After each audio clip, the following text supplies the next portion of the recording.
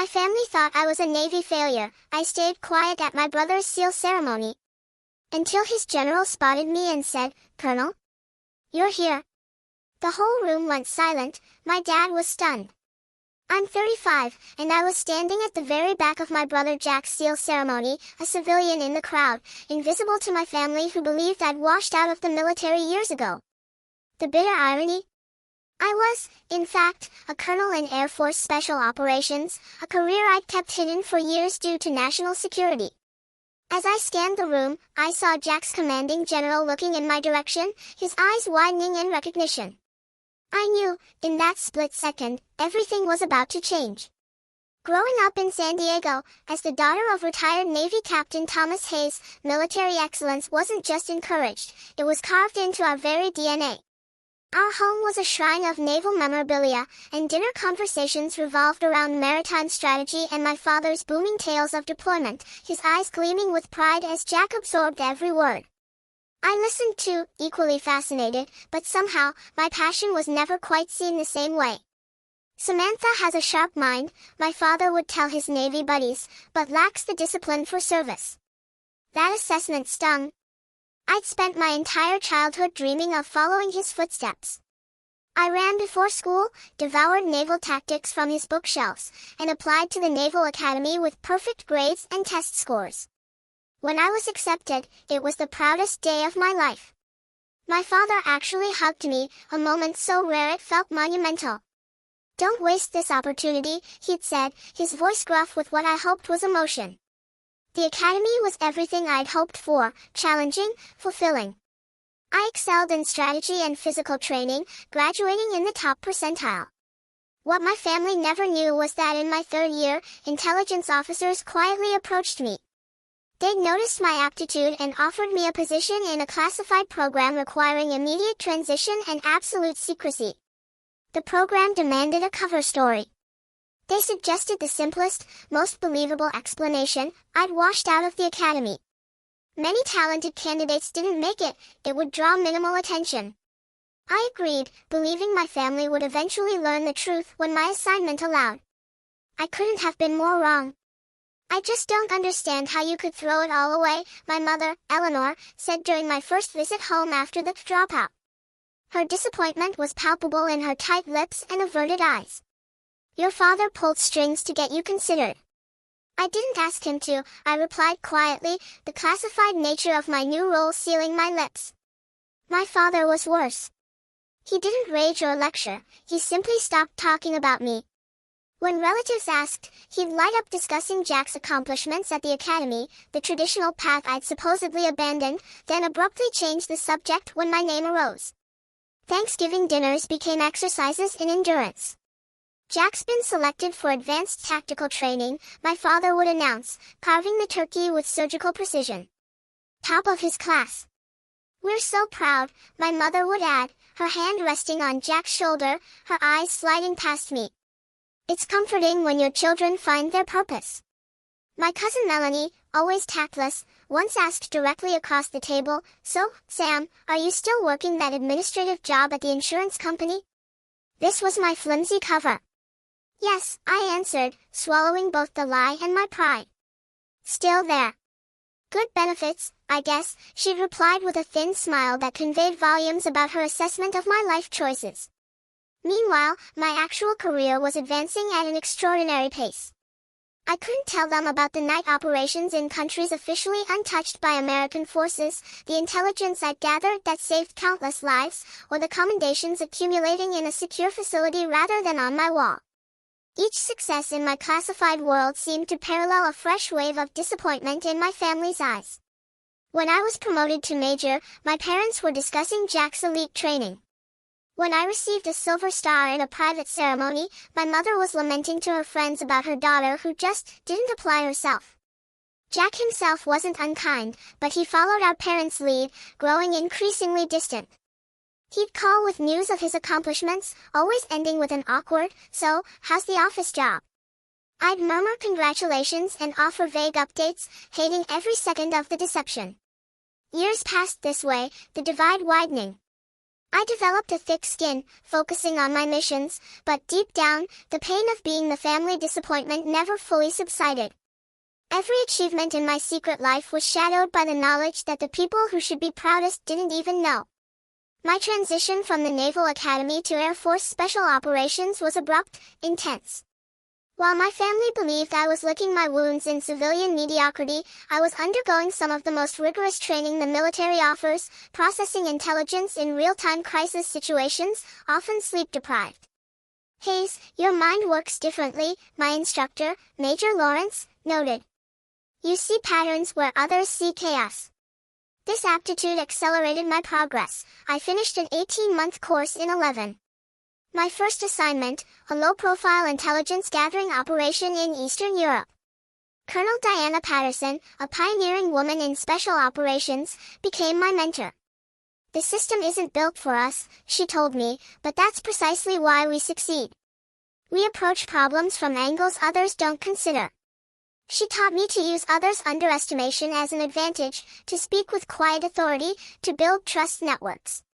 By my 4th year, I'd been promoted twice, leading my own intelligence team across 3 continents.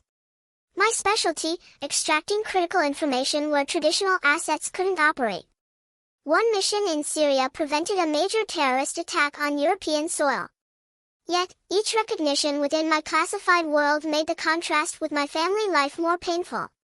I attended award ceremonies alone, watching other officers embrace proud families. I continued maintaining my cover as an unremarkable corporate drone during increasingly infrequent family visits. "Congratulations on your promotion to team lead in customer service," my mother said during one phone call after I'd been promoted to lieutenant colonel following a successful counterterrorism operation in Somalia. "Thanks, Mom," I replied, the deception a bitter taste. "It's just a small step up." By 34, I reached the rank of colonel, one of the youngest to achieve it, having led operations in over a dozen countries, saving countless lives, disrupting human trafficking, preventing cyber attacks.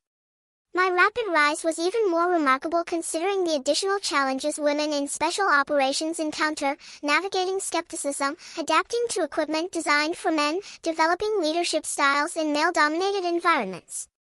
Through it all, I carried the strange burden of my family's disappointment. Each return from a classified deployment meant stepping back into the role of Sam the underachiever.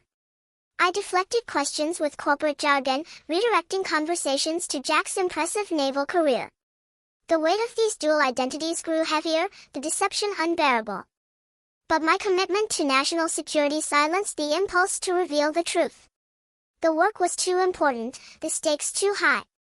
If maintaining my family's disappointment was the price for operational security, I would pay it. Last Thanksgiving marked a low point. I'd just returned from coordinating a joint intelligence operation with NATO forces, 36 sleepless hours preventing a significant security breach.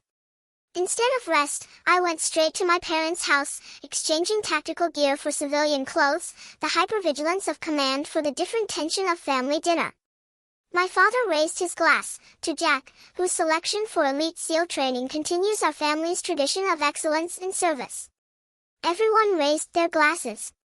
My mother beamed. "We couldn't be prouder," she added, then leaned to her sister, whispering loud enough for me to hear, "At least one of our children is making us proud." The comment sliced through me. I excused myself to the kitchen. Melanie followed, cornering me by the fridge. "Still pushing papers at that insurance company?" she asked, sipping wine with an air of superiority.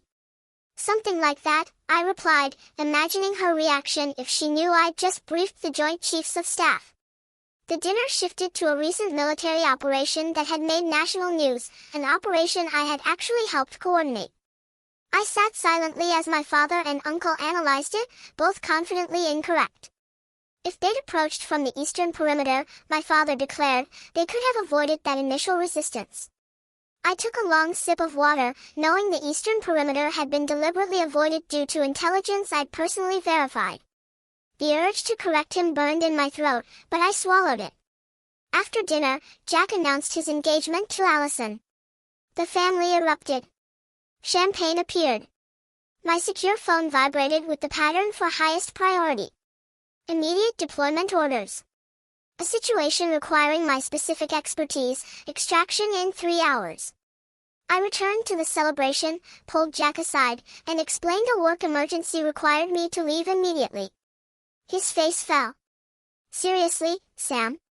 It's my engagement celebration. What kind of insurance emergency happens on Thanksgiving night? I'm sorry, I said, meaning it. I wouldn't leave if it wasn't absolutely necessary. My parents reacted with resigned disappointment. Of course, Samantha has to leave, my mother said to the relatives, not bothering to lower her voice. Her priorities have always been different. I caught my father's head shake as I gathered my coat, that subtle gesture of disapproval that had followed me since childhood. As I drove away, my family continued celebrating without me, while I mentally prepared for a classified operation. The mission kept me deployed through Christmas and into the new year. When I finally returned, I learned my absence had become a focal point. Jack's engagement party had been held without me, interpreted as further evidence of my disregard. Your brother was hurt, my mother informed me during a tense phone call. After everything he's accomplished, the least you could do is show up for his important moments. What she couldn't know was that during his engagement party, I had been leading a critical intelligence operation that resulted in the rescue of kidnapped aid workers, earning me another commendation, one that would remain in a classified file rather than on my mantle. The growing divide between my professional success and personal failure created an increasingly unbearable tension. Each family interaction became more strained, each deception more painful. As Jack's seal ceremony approached, I found myself at a breaking point. The day of Jack's seal ceremony dawned clear and bright, perfect Southern California weather mocking my inner turmoil. I'd deliberated for weeks, knowing my presence would be scrutinized. My decision to go wasn't simple. I requested rare leave, arranged secure transport, and carefully selected civilian clothes to blend in, while still maintaining the appropriate military bearing too ingrained to break. The Naval Special Warfare Command facility gleamed. I slipped into the back row. My parents occupied prominent positions, my father in his dress uniform, gleaming with pride. My mother sat beside him, elegant, her posture reflecting military precision. The ceremony proceeded with characteristic discipline. Each element, from the presentation of colors to the honor guard, followed protocols I knew intimately from my own classified ceremonies. The difference was, this was public, celebrated openly, unlike the clandestine recognition of my achievements. As it progressed, I found myself analyzing the security perimeter out of habit, while also absorbing the significance of Jack's accomplishment. Becoming a SEAL represented years of grueling training, a fact I appreciated perhaps more fully than anyone else in my family. Midway through, I noticed a familiar face on the platform, Rear Admiral Wilson, who had commanded joint operations where my intelligence team had provided critical support.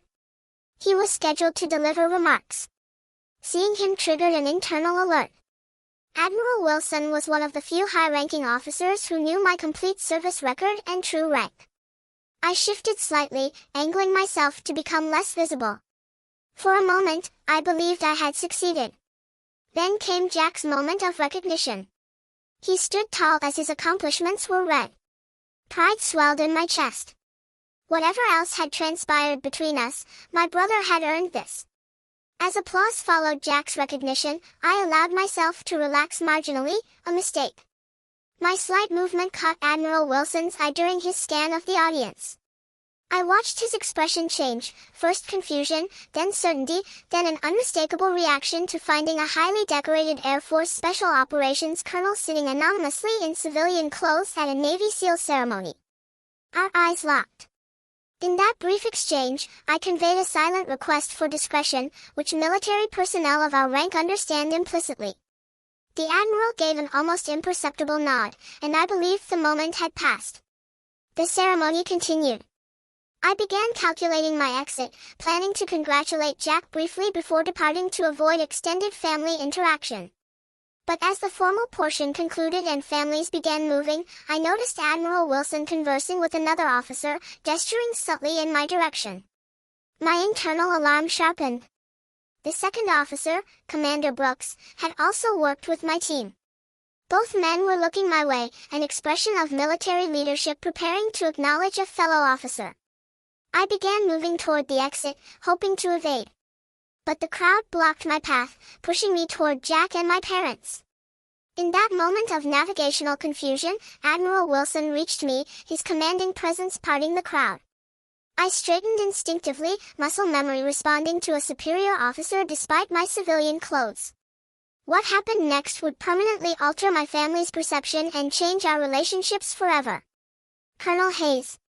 Admiral Wilson's voice carried clearly above the post-ceremony chatter. I didn't expect to see you here today. The title echoed, turning heads. My parents, standing just feet away, froze in confusion. Admiral Wilson, I responded automatically, assuming formal posture. It's good to see you, sir. Last time was that joint operation in the Gulf, wasn't it? He continued, either unaware of or unconcerned about my family's proximity. Your intelligence was impeccable, as always. Saved a lot of lives. My mother's hand flew to her mouth. Jack's expression transformed from celebration to bewilderment. My father stood rigid, his brow furrowed in deepening confusion. Colonel, my father finally spoke, the words sounding foreign on his tongue when directed at me. There must be some mistake. Admiral Wilson turned, noticing my family for the first time. Recognition flashed as he took in my father's decorated Navy uniform. Captain Hayes, he acknowledged with respect, then turned back to me with raised eyebrows. They don't know? Before I could respond, Commander Brooks approached, extending his hand.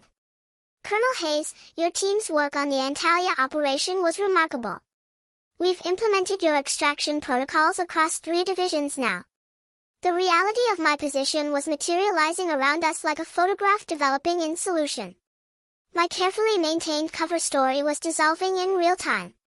Samantha, my mother's voice trembled. What are they talking about? Admiral Wilson assessed the situation with the quick comprehension of a seasoned commander.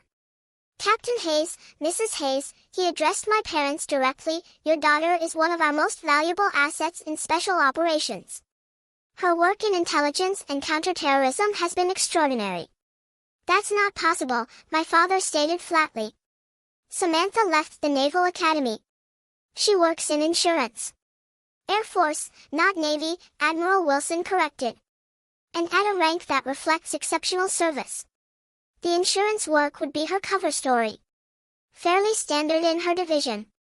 Jack stepped forward, his new seal trident gleaming. Sam, is this true? The moment of decision had arrived without warning. Years of secrecy pressed against the sudden exposure. But as I looked at my family's confused faces, I knew continuing the deception was no longer an option. Yes, I confirmed simply. It's true.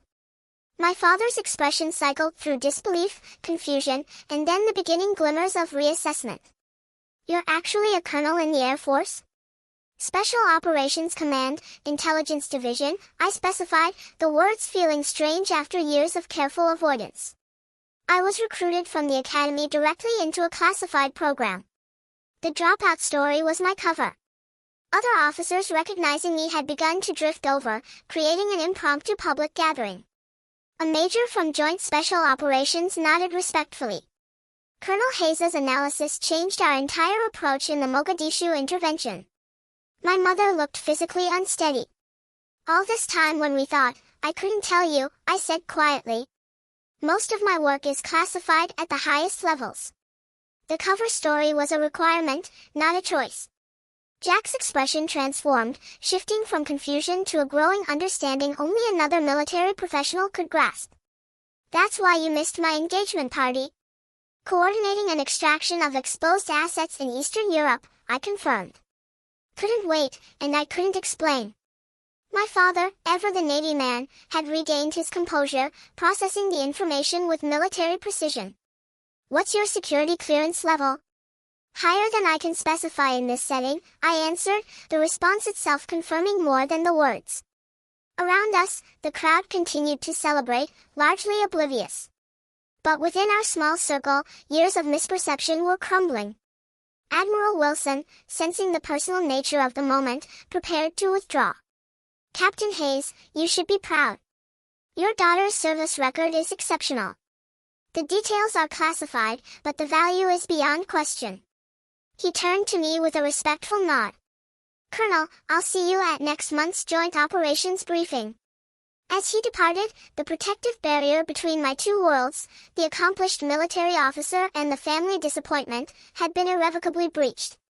Standing before my family in civilian clothes, but now recognized as Colonel Hayes, I felt exposed in a way countless high-risk operations had never made me feel. Why would you let us believe you'd failed? My mother asked, hurt evident. It wasn't about what you believed, I explained carefully. It was about operational security. The fewer people who knew, the safer the operations and the people involved. My father, processing this with decades of military experience, was beginning to understand the magnitude of what had been hidden. To reach Colonel at your age in special operations. Jack, connecting dots fastest, those unexplained absences, the vague explanations, that time you showed up at Christmas with what looked like shrapnel wounds you claimed were from a car accident. Not a car accident, I confirmed quietly.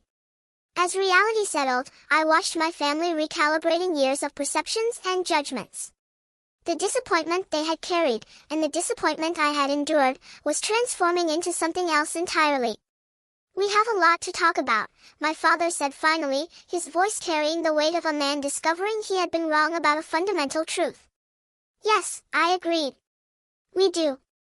The family dinner following Jack's ceremony took place at an upscale restaurant near the base, a celebration planned long before the day's revelations, now the first honest family gathering of my adult life.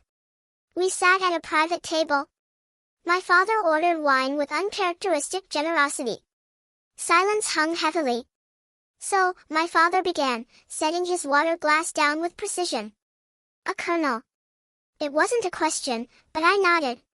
That's remarkably fast advancement, he continued, the career military officer in him calculating. Especially for someone in. He lowered his voice, special operations. It was a unique path, I acknowledged. The program accelerates promotion timelines based on field performance. My mother, unusually quiet, finally spoke.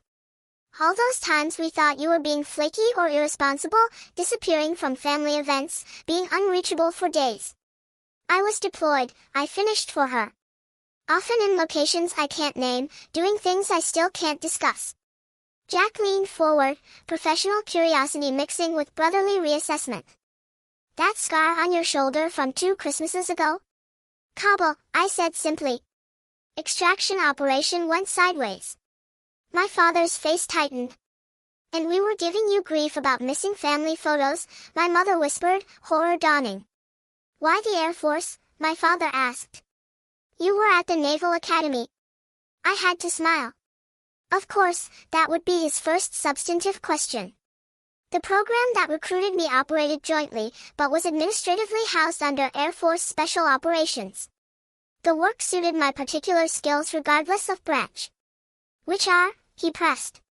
Intelligence analysis under high-pressure conditions, pattern recognition in asymmetric environments, asset development and management, some other specialties I can't detail. Jack whistled softly. That's the heavy stuff, Sam. My mother struggled to reconcile the daughter she thought she knew with this new reality. But why couldn't you tell us anything? We're your family. Operational security, I explained gently. The nature of my work means that knowledge of my real position could potentially endanger operations or expose networks. The cover story was created and maintained by the program, not by my choice. For 12 years, my father challenged, the hurt beneath his question evident. Not one word of truth. That's the job, Dad, I said simply. You of all people should understand that some positions require complete compartmentalization. He fell silent, military discipline acknowledging what the father in him wanted to deny. As we ate, Jack broke the tension with a short laugh. So, all those times I was bragging about my promotions and assignments. You were talking to someone who was briefing Joint Chiefs, I finished with a small smile. God, I must have sounded like such an idiot, he groaned. You didn't, I assured him. Your accomplishments are real and significant. Different operational areas, different challenges. My mother set down her fork, her food barely touched. I keep thinking about all the things we said to you over the years, the disappointment we expressed, the judgments.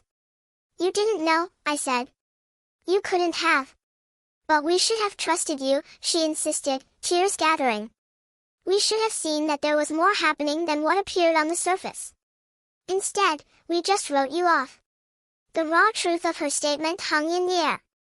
My father, less comfortable with emotional displays, redirected. Your upcoming promotion?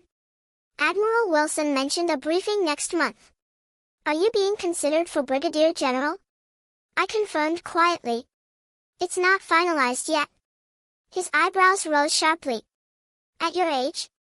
That would be unusual. I acknowledged. The recommendation is based on the Tavos operation results. That's all I can say. My mother wiped her eyes. And we wouldn't have known about this either if today hadn't happened. I hesitated, then admitted the truth. Probably not the details. You might have eventually learned I was military, but specifics about rank and position would have remained classified. The meal continued with questions I could answer, intermingled with ones I couldn't. The boundaries of classified information remained, even in this new openness, creating an imperfect but vastly improved communication.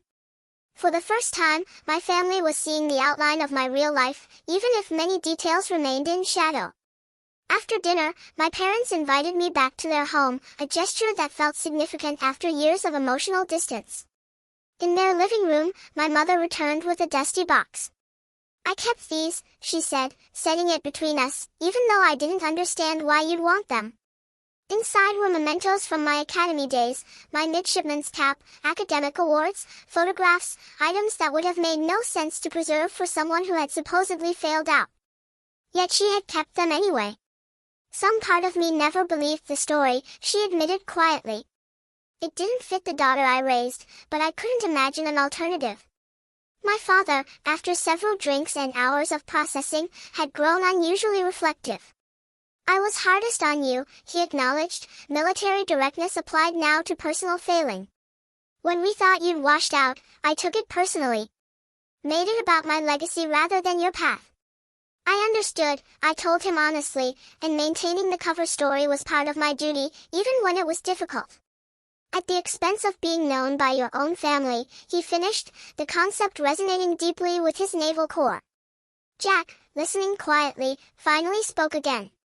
But things can be different now, right? I mean, we know the basic truth, even if details stay classified. It was the question I'd been considering all evening. Some things can change, I agreed cautiously. You know my actual profession now, my general position, but most of my work will remain classified. There will still be unexplained absences, questions I can't answer, but we'll understand what they mean now. As the evening drew to a close, my father did something unprecedented. He stood, straightened as if addressing a fellow officer, and extended his hand formally. Colonel Hayes, he said, using my rank for the first time. I believe I owe you an apology and my respect. I took his hand, years of military bearing preventing the emotion in my throat from showing. Thank you, Captain. It was an imperfect beginning to a new chapter, one where the truth, even partially revealed, created possibility for healing what deception had damaged.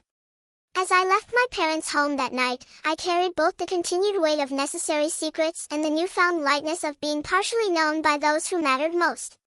6 months after Jack's seal ceremony, I approached my parents' home for a 4th of July barbecue, a Hayes family tradition.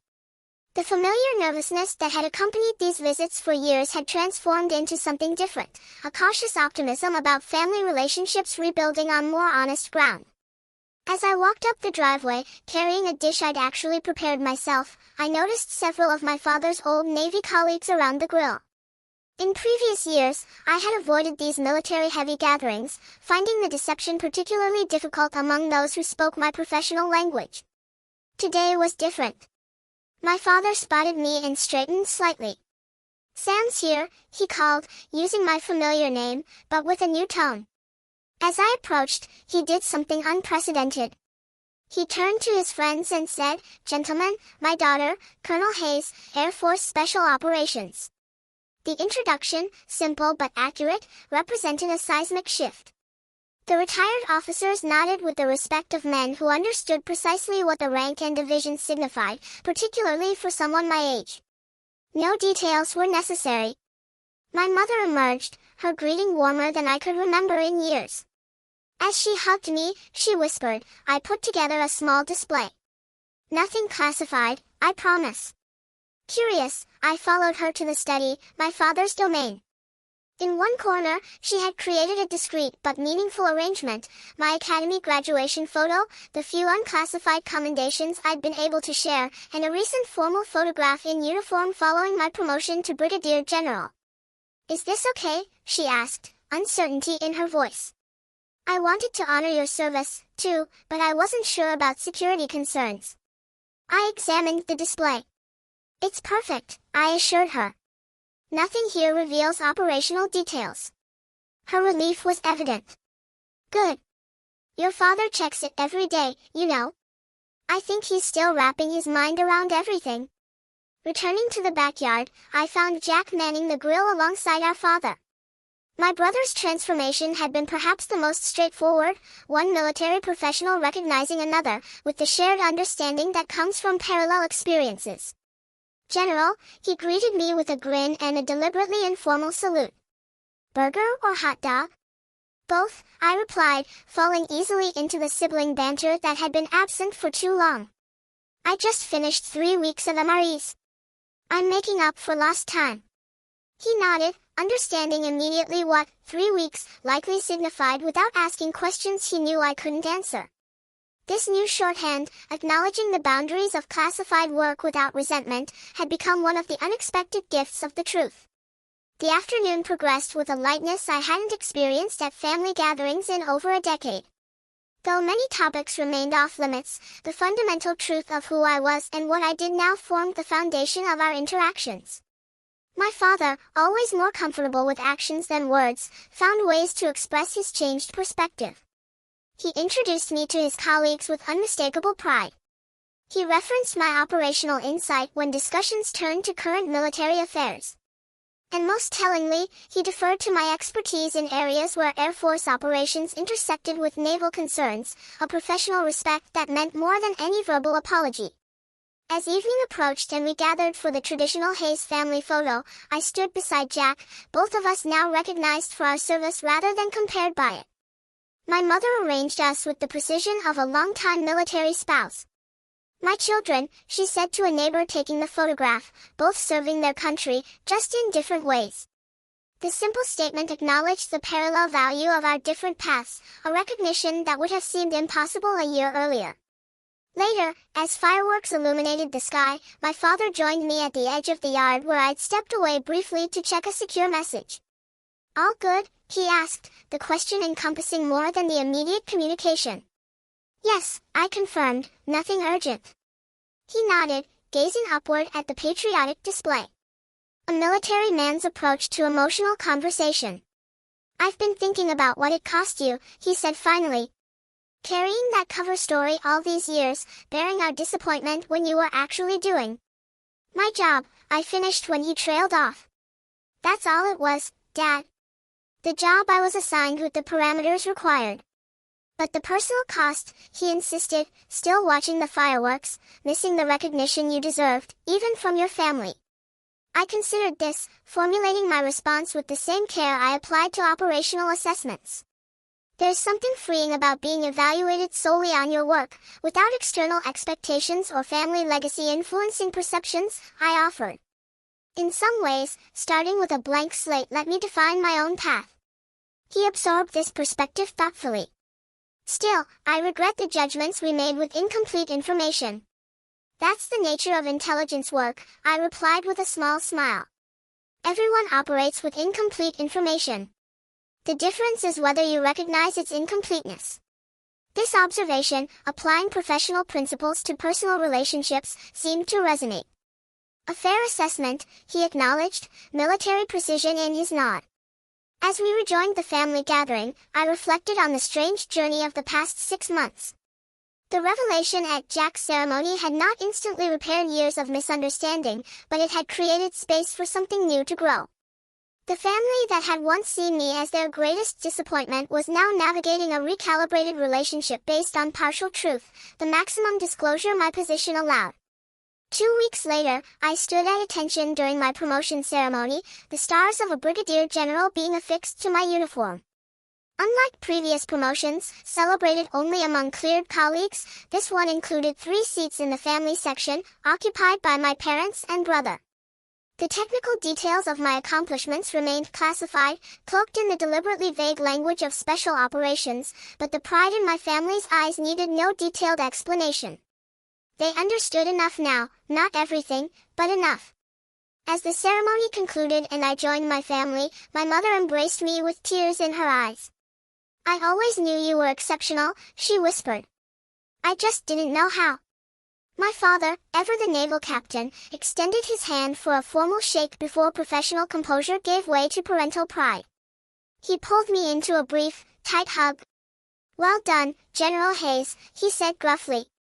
"Well done." The journey from family disappointment to recognized professional had been complicated by necessary secrets and security requirements that would never fully disappear.